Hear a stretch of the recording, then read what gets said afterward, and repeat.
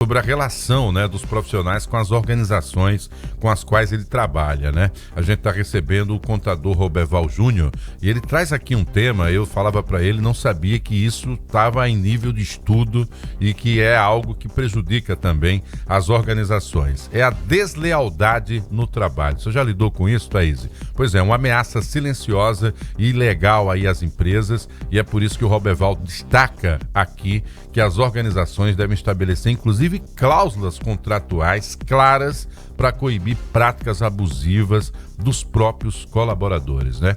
Olha, tem um dado aqui, esse é de pesquisa, inclusive. Eu já vou começar com essa provocação, Roberval. A Symantec é uma empresa especializada em segurança da informação.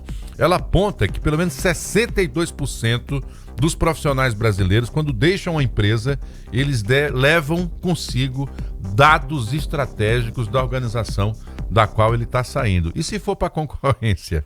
A concorrência vai ter acesso a esses números. Dados confidenciais que Confidenciais. geram uma concorrência desleal para a abertura de empresas concorrentes. Então imagina, você ter ali um acesso privilegiado a informações da empresa que você trabalha, aí você sai e leva tudo, meu filho. Você leva o HD todo embora. Ah, né? pensou. Imagina. Roberval, pensava que isso acontecia em filme, quer dizer que estamos falando da vida real e temos que ter cuidados em relação a isso. Muito bom dia, seja bem-vindo aqui ao Jornal da Mix. Bom dia, Bom Roberval. dia, Marcos, bom dia, Thaís, bom dia a todos. Pois é, infelizmente isso acontece muito, é algo que é muito corriqueiro e as pessoas elas não se atentaram a isso, que podem, né, realmente limitar-se e colocar isso em contrato, fazer aquela alteração contratual especificando aquelas limitações dos funcionários quando eles precisam sair daquela empresa e entrar em outra, né? Existem algumas situações, principalmente quando se trata de produtos, né, produtos químicos, em que existe ali já uma cláusula específica de confidencialidade,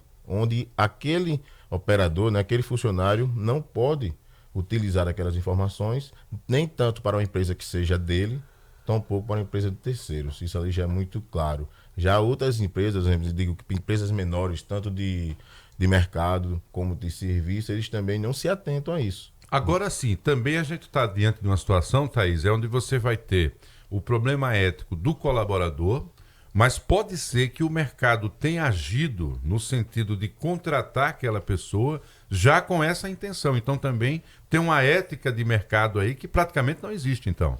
Pois é, isso tem uma questão de duas vias, né? Existem aquelas pessoas que estão contratando aquele colaborador porque já sabe a expertise que ele obteve na empresa anterior, como aquele também que está criando aquele colaborador, pegando ele do início, passando toda a expertise e tendo ali a parte ética da empresa, né? Porque a gente tem a questão de confiança do funcionário, a gente deixa o funcionário sabendo de todos os detalhes da empresa, porque assim ele consegue colaborar mais, só que a parte dele é de colher as informações e ultrapassar para terceiros. Isso é um prejuízo muito grande para a empresa, porque ela investe todo aquele seu capital no funcionário, aquele seu colaborador. Ele vai sair com conhecimento técnico, mas não com as informações da empresa. Isso aí, questões das informações da empresa, já se torna uma coisa que é antiética.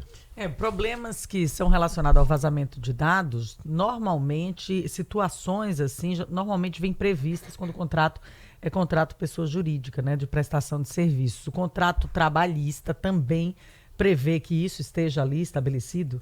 Exatamente. São detalhes que às vezes a gente esquece de colocar no contrato, mas ele tem que ter uma previsão legal. Existe hoje na CLT que já fala sobre concorrência desleal, que é uma situação um pouco mais, vamos dizer assim, abrangente, porque é mais difícil de comprovar. Mas só que você pode colocar também no seu contrato uma cláusula de exclusividade, ou até mesmo de que você não possa, esse funcionário sendo demitido, ir para um concorrente, tampouco falar com qualquer tipo de cliente que já ele trabalhou anteriormente. O ideal seria isso, ou não manter nem estabelecer um relação prazo. com os clientes. Né? Isso. Também. Isso, até empresas, quando ela tem algum tipo de compra, né? A gente compra uma empresa de terceiro, já coloca-se também uma cláusula de que aquele proprietário, aquela pessoa que tem aquela expertise, que já conhece os clientes, ele tem X tempo ou um raio que ele não pode abrir outro negócio naquela situação. Agora veja só, Thaís, e também Roberval, né? E você que nos acompanha pelo YouTube e também na Gazeta News. Digamos que a pessoa vire o mês de dezembro, janeiro, e dezembro você vai avaliar o que foi planejado, tal, com perspectiva de fazer o planejamento para o ano seguinte. Seja um setor que tenha lá a devida concorrência. Aí, em fevereiro, você é demitido e você tem os dados de tudo que vai ser planejado pelo concorrente, pelaquela empresa, e você vai para o concorrente. E aí, você vai colocar um novo planejamento de enfrentamento para o que vai ser feito pelos demais?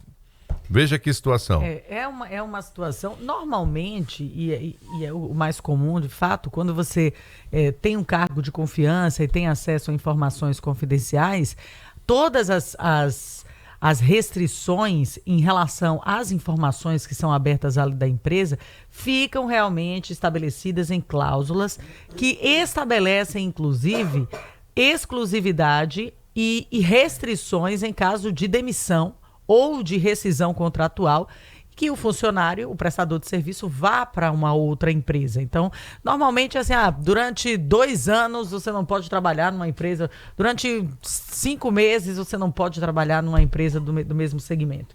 Então, normalmente isso vem estabelecido, correto, Roberval? Perfeitamente. Essa é uma maneira de assegurar a empresa de que aquele funcionário, aquele colaborador não vai pegar as informações dela e jogar no concorrente.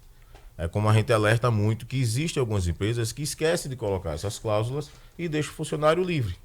Até as cláusulas específicas do qual o funcionário trabalha numa prestadora de serviço, onde ele também presta serviço no particular. Isso gera um prejuízo muito grande à empresa, porque o funcionário ele deixa de ter aquela vontade de trabalhar para a empresa do qual ele tem seu contrato de trabalho e tenta fazer mais uma questão no âmbito particular. Até mesmo de clientes. Algum cliente sabendo, ele está andando na rua com o fardamento da empresa, alguém chega, aborda ele para saber sobre a prestação de serviço e ao invés de ele colocar aquela pessoa que está querendo tomar o serviço diretamente com o comercial da empresa, ele toma para si.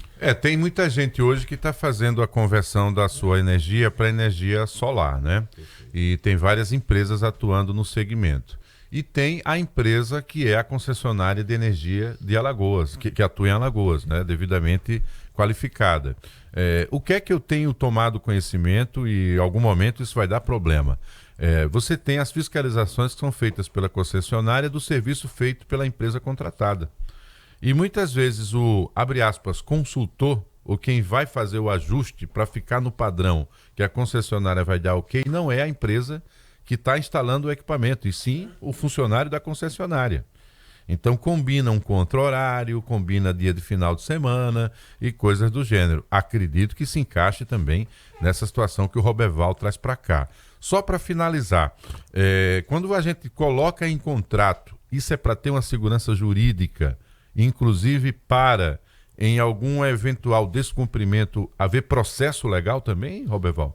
Perfeitamente, perfeitamente. A própria CLT, como Ministério do Trabalho, já se tornou algo pacificado em que tem que constar no contrato, ali no contrato de prestação de serviço, no contrato de trabalho, essas cláusulas. Isso consegue assegurar a empresa de que aquele seu funcionário não vai conseguir trabalhar em empresa de um mesmo ramo ou até mesmo um concorrente utilizando aqueles seus dados. Prejudicando o andamento da própria organização. E se houver quebra, pode ter direito de processo, seria isso? Perfeito, perfeito. Nessas situações em que há uma concorrência desleal do funcionário com a empresa, a própria CLT ela já prevê aquela justa causa, demissão por justa causa, onde não tem as multas rescisórias e ele também perde ali aquelas questões de 13º e férias provisórias.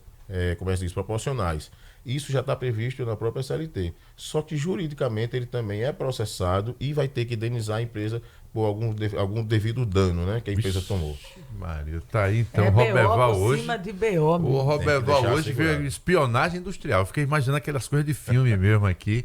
Roberval Júnior trazendo um tema polêmico. A gente termina a semana refletindo sobre isso. Isso não para por aqui. Traga mais dessas aí. Gostei dessa história aí para aprender um pouco mais. Ele é contador e trouxe essa questão da deslealdade no ambiente profissional, no ambiente de trabalho. E o quanto é necessário que você se proteja fazendo os devidos contratos e colocando as cláusulas expressas. Obrigado para você, Roberval. Tenha um bom dia de trabalho. Até uma próxima oportunidade.